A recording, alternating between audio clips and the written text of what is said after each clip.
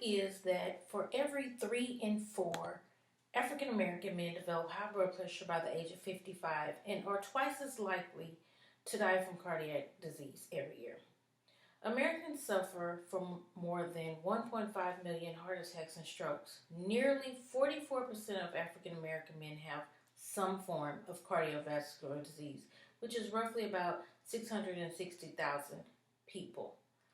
That can equate to the amount of African American men that develop heart disease is equivalent to an NFL rookie player's salary in his second year. If his salary is $660,000, if you divide that by 20 games, which includes preseason and regular season, that's $33,000 a game. $33,000 a game is $11,000 an hour, with the game being 3 hours max. $11,000 an hour equates to $183.33 a minute. We need to develop some kind of dispatch. We are dispatched somewhere within the community of the African American men. African American men are losing their lives on a daily basis just from lack of information. With heart disease being the leading cause of death in America, the African American community is being left behind in awareness and prevention. During this speech, we will examine where exactly is the gap between the African American community, how do we educate them, and how do we lower the percentage of deaths in the African American community. I'm able to talk about heart disease in the African American community, not only just in men, but women too. My sister, a few years ago, 40 years old, had 3 major heart attacks and actually died on the table, but they were able to save her and bring her back.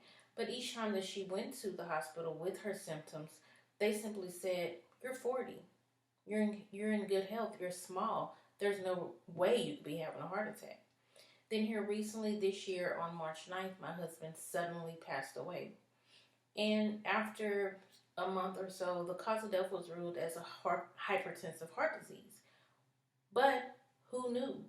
Where is the information being left behind? I'll discuss 3 points about cardiovascular disease in African American community, the lack of awareness in the African American community, and what role does a primary care physician play in an African American man's health, and do we know the signs and symptoms of heart attacks? Also, diet and exercise. We need to be more aware of what is causing different health conditions that lead to cardiovascular disease.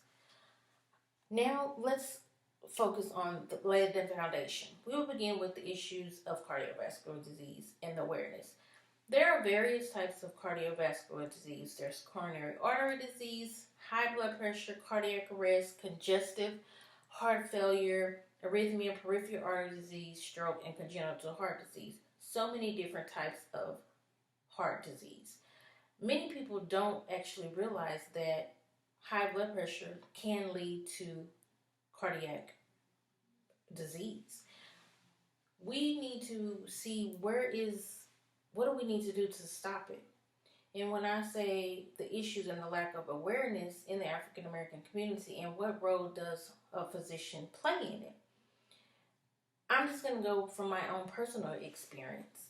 My husband had high blood pressure diagnosed at the age of 25. So for the past 14 years, he had been on high blood pressure medicine, and no time had his doctor said that he needs to see a cardiologist. So where is the discord? If you know that out of every 3 in 4 African American men develop heart disease that can lead to cardiovascular disease, what do we need to do? Well, we need to send them to the cardiologist. We need to see what they're doing as far as high blood pressure. What is helping them? What are their numbers? Do you know your normal numbers? Also, we need to encourage exercise. Diet and exercise play a major role in developing different types of health problems that lead to cardiac disease. If you learn and develop these different plans, then you could possibly prevent someone losing their family or anything happening. We need to start somewhere. And it shows study shows that half of the African American community is unaware of diseases leading to cardiovascular disease. Like I said, high blood pressure leads to cardiac disease. Diabetes can also play a part in it because you need to develop healthier eating habits. Again, a look at the role of a primary care physician. In the African American community, you're less likely to go to the doctor, especially men. They feel as if, hey, I feel fine, I don't need to go to the doctor. But we need to encourage men to get health yearly exams to prevent and see what's going on with their bodies. Anytime that you have a African American male, you need to send them to a cardiologist, especially if they have issues that can lead to cardiac issues. Also, again, like I said, we need to do more diet and exercise. We need to know what causes us to have these other problems. And we need to exercise 3 times a week, at least 30 minutes a day. And your diet should also include low fat, low cholesterol. The way foods are processed these days, a person probably should either consider being vegan or vegetarian. And just different signs and symptoms of a heart attack.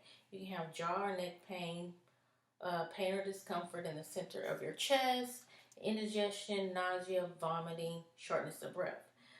Like I said, as my sister was, Tara Robinson, she used to be a national spokesperson for American Heart Disease.